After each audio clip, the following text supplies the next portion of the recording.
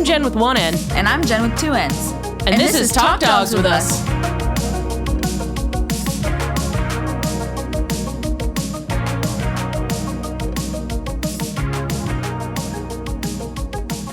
Hey, today's episode of Talk Dogs with Us is all about muzzles. We're going to talk about proactive muzzling, reactive muzzling, and a lot of stuff you need to know in between. Hey, Jen, let's think about how to think about it.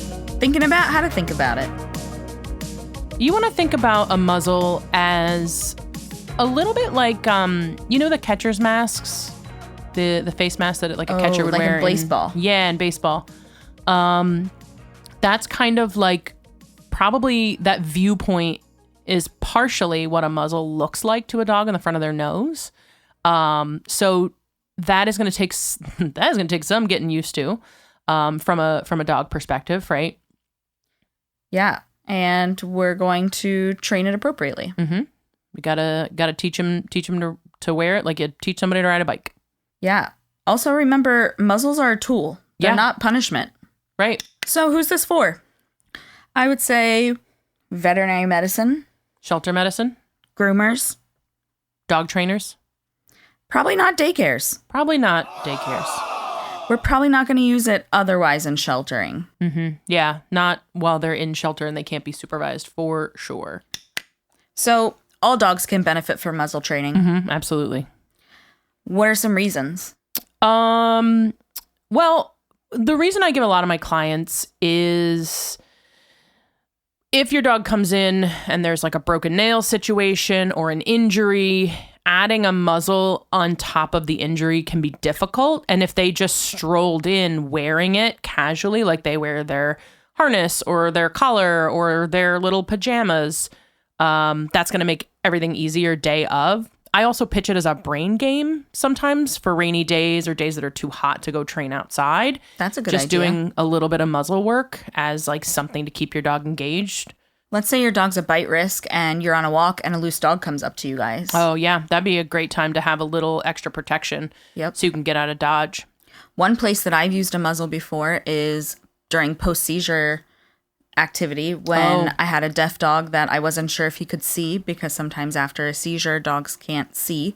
And so I put a muzzle on him just in case he were to snap or anything out of fear. Yeah. And being disoriented out of a seizure, I would assume. Exactly. Yeah. Also scavengers, right? So maybe you live in an area with poisonous plants or animals that are unsafe if your dog were to grab them. Or if you live in a city where might be chicken bones or pizza. The chicken bones in Philly are pretty bad. My dog walker friends and I, when I was dog walking a million years ago, used to joke that there was a monster entirely made out of chicken bones and he would shed his skin on the city streets. And so we would text each other in the group chat and go, oh, the chicken monster is on such and such a block, so that they knew to keep out if they also had to walk on that block. I have seen the signs of that monster in South Jersey as well. Yeah. Allegedly, it's squirrels. Did you know that? Yeah, I did suspect that. Or raccoons. Yeah, they raid the trash. They get the chicken bones. They pick what they want off, and then they discard them. And then your dog's at risk for... Don't need this. Yeah, don't need this guy. And your dog says, but I do. Who knew squirrels were omnivores? I thought you liked nuts, bro. Yeah, all the cartoons have led me to believe that this was a nuts and seeds operation, but... So what are the different muzzle options that we have? We've got some vinyl ones. We've got biothane ones. Primarily, we're going to talk about basket muzzles for the purpose of this podcast. So vinyl baskets, powder-coated steel for those fancy colors, or... wire that is covered in rubber or a polymer to make it a little bit less offensive when they hit you, if they hit you with the muzzle. There's also the Baskerville muzzles are like a rubber They're material. Like a rubberized plastic kind of material. There are plastic, I'm not certain if they're 3D printed or manufactured, but they are kind of a lightweight plastic so they can be nice and big to allow for a lot of pant room. Muzzles that we don't suggest are soft muzzles. Soft muzzles or occlusion muzzles. The duck face muzzle. The duck face muzzle is very funny, but it is not going to prevent a bite. Hey, excuse me, average dog enjoyer here. Just Oh, wondering. shit, it's average dog enjoyer Steve. Not a Jen, but I do enjoy dogs. What was the thing I was supposed to ask? What's occlusion? What's occlusion mean? Occlusion is like when the muzzle holds their mouth shut, as I understand it. Yeah, like and those occluding muzzles have very niche uses. Like, you generally should not be using them. That sounds like it would be dangerous with brachiocephalic dogs. Definitely. Yeah, and not super effective because of their face shape. Yeah. There's definitely unique options out there for brachycephalic dogs. Yeah. But even if it's occlusionary, you're limiting essentially the airflow, right? Just Right. in all cases. Yeah, we like So- them to be able to open their mouth, drink, eat, pant. They should be able to open their mouth pretty fully. Yeah. Does that mean they'll get too hot? If you do run the risk with an occlusion muzzle or a soft muzzle that is tight of their mouths being held shut for too long and them not being able to vent out the stress and heat of the situation that they're in. Yeah, when you're like teaching dogs to wear muzzles, and when you have a dog that's muzzle trained, it's ideal to be able to have different options so that you can try different kinds and let the dog choose the style or the weight or the feeling that they like the best. And you might also choose a style of muzzle based on your needs, right? A scavenger, you're probably not going to keep in a Baskerville muzzle or keep in a wire basket muzzle because there's too many holes for them to, let's say that unfortunately your dog is eating other creatures' poop on the walk and you want to limit that.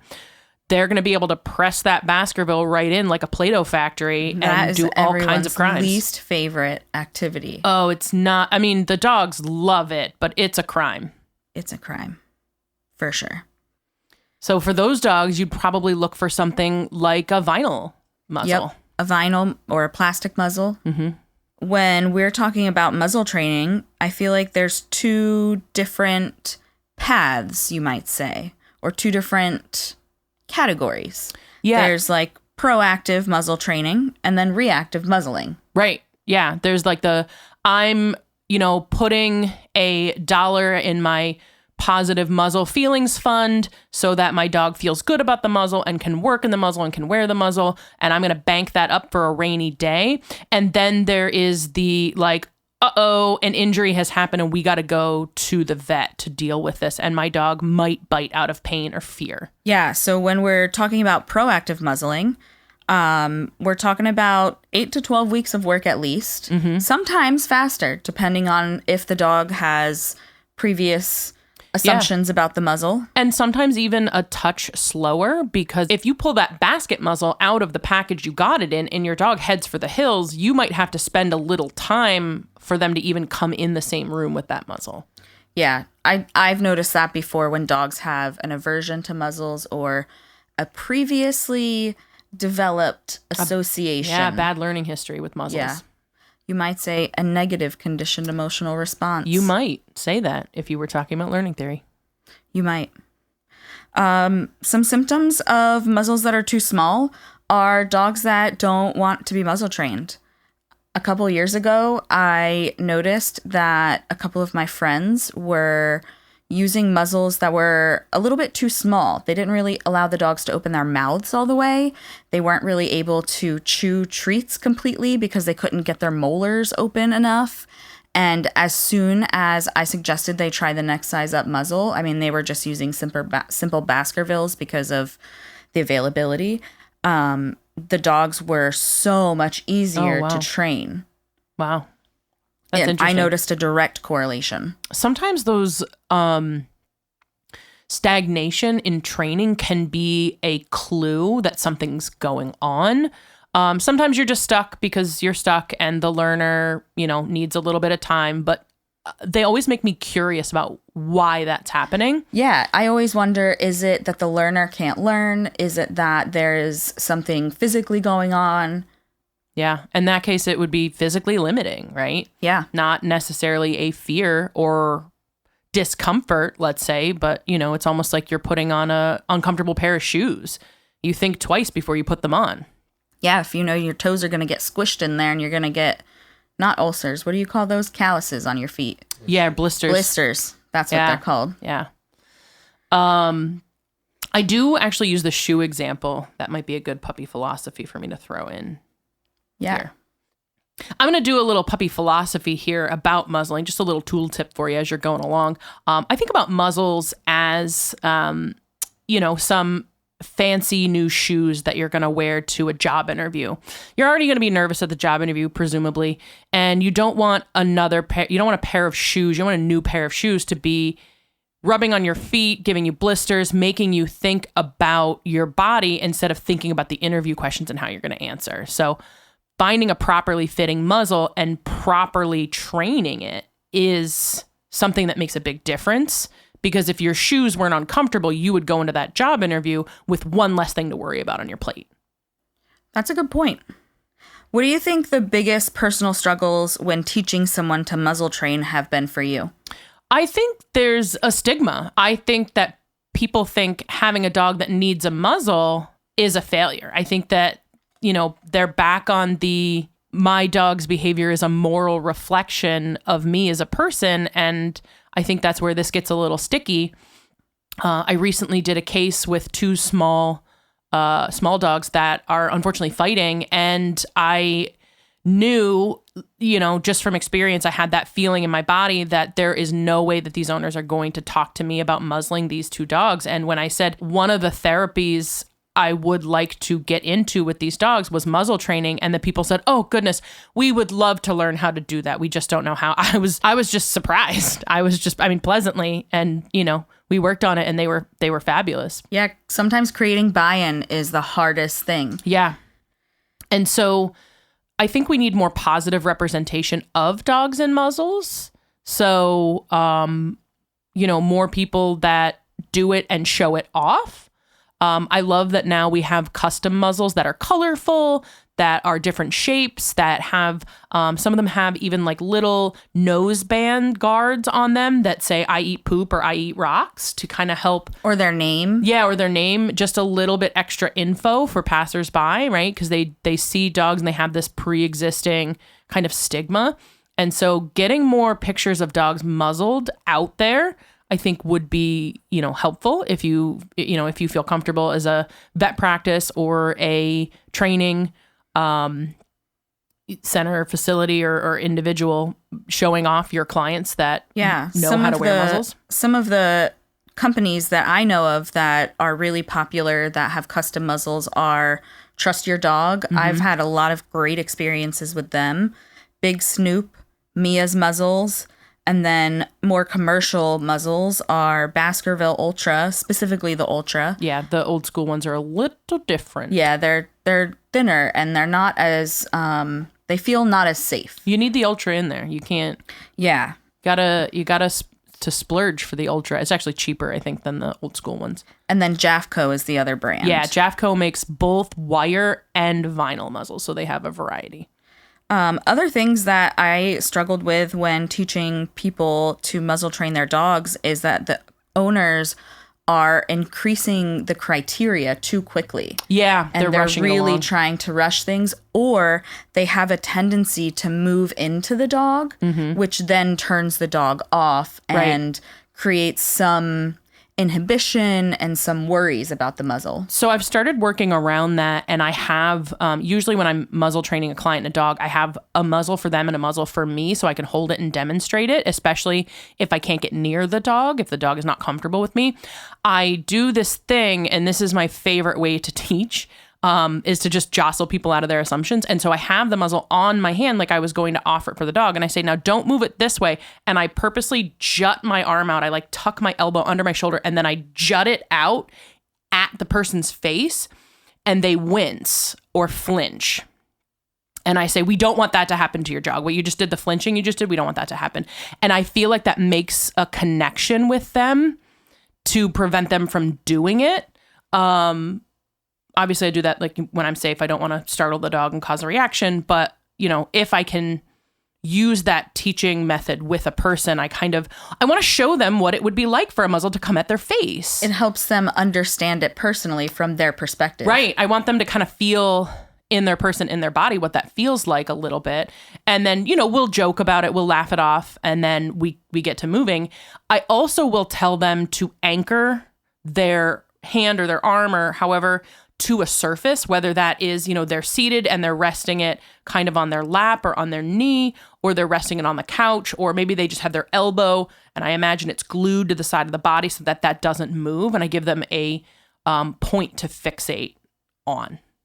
I wonder what our listeners find that owners struggle the most with when they're trying to teach owners to muzzle train their pets. Yeah. Yeah. Dogs mostly, I suppose. Yeah.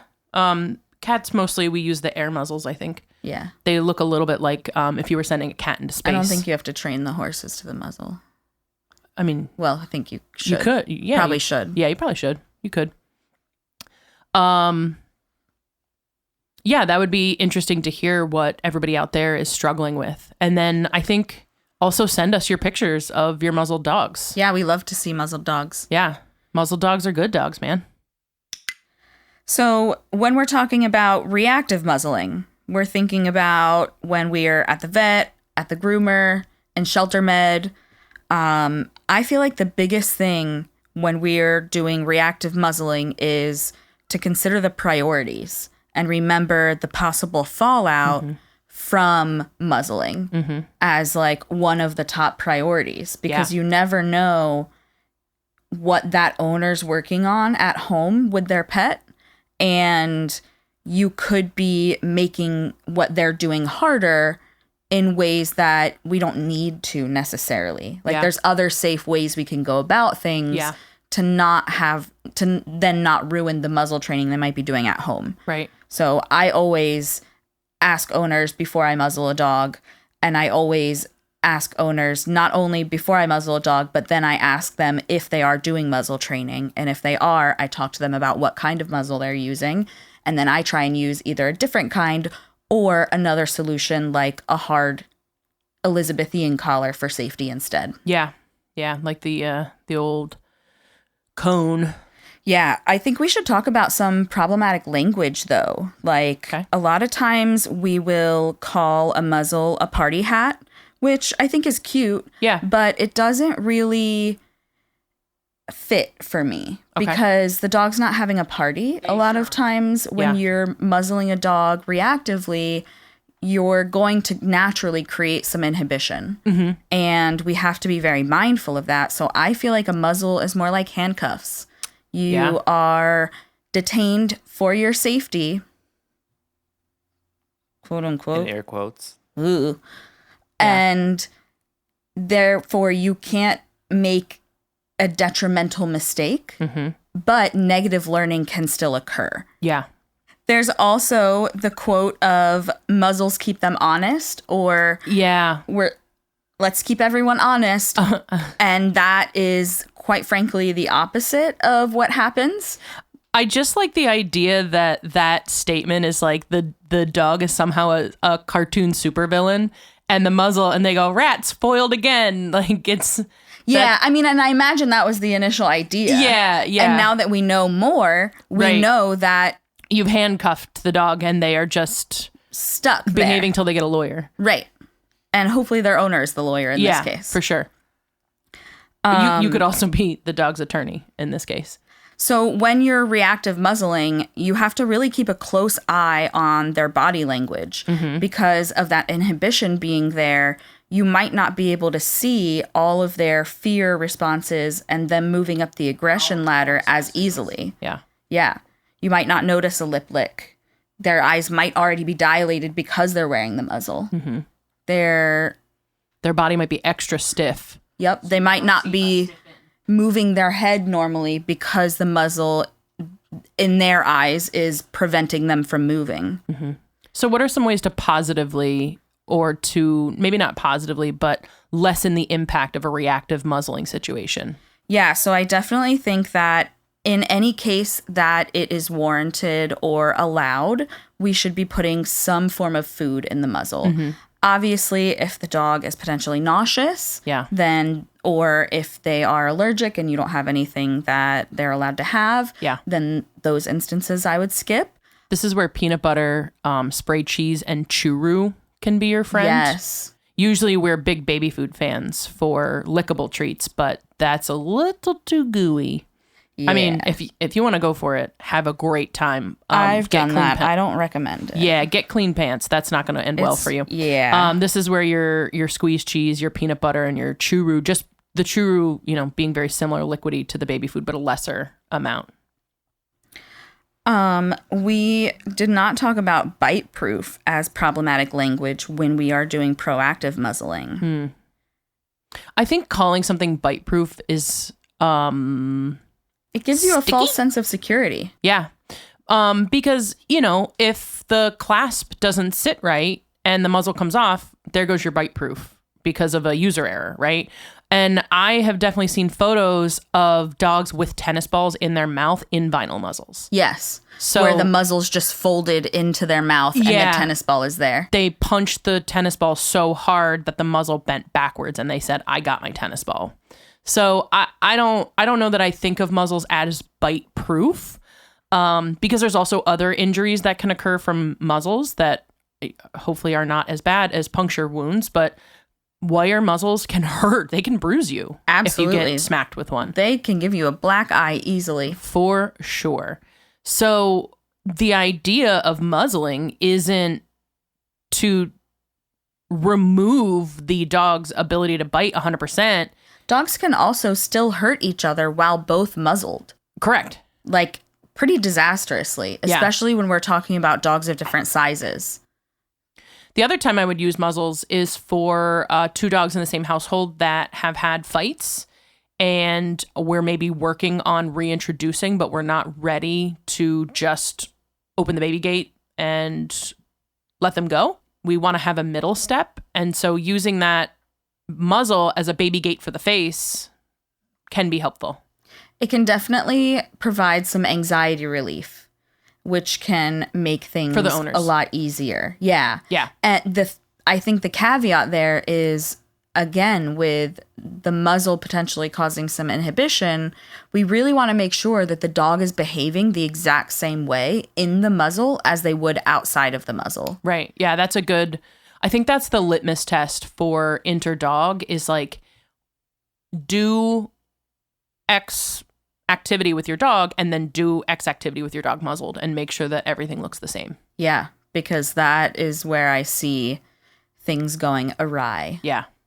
Is when a dog is inhibited by the muzzle, everyone is like, oh, great, things are chill. Right. Everyone's getting along so well. And then inhibition expires sometimes. Yeah. Right. I talk about like maybe as a little kid, you were inhibited on saying certain things to your parents, but now that you're an adult, you might loosen your tongue a little bit and you might talk about your night out with your friends, whereas maybe in high school you wouldn't have talked about it quite the same way.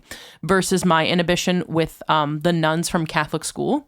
I'm 41 years old. I'm out of their jurisdiction. But if a nun walked in here right now into my home, I would straighten my posture and change how I was speaking. And that inhibition's going to last forever. Especially in this house, that inhibition's going to last forever. No. Okay, so now we need the who this is for. Yeah. And the thinking about how to think about it. Well, maybe let's do the tips first.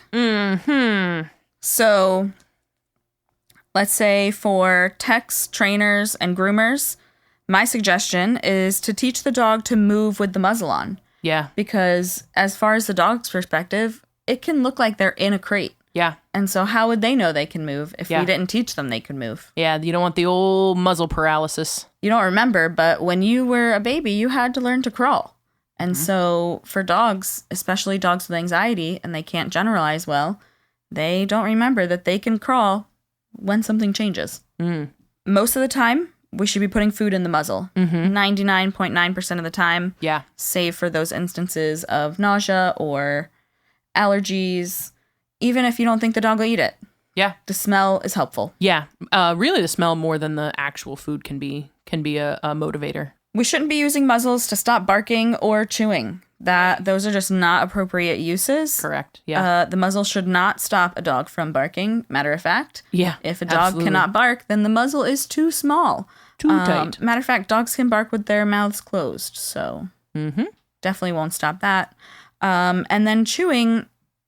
I mean, so we're not going to use it to stop your dog chewing on your items while you're home or while you're not home. Right. Yeah. We're going to use it to stop your dog from picking things up on a walk that they might physically ingest. Mm-hmm.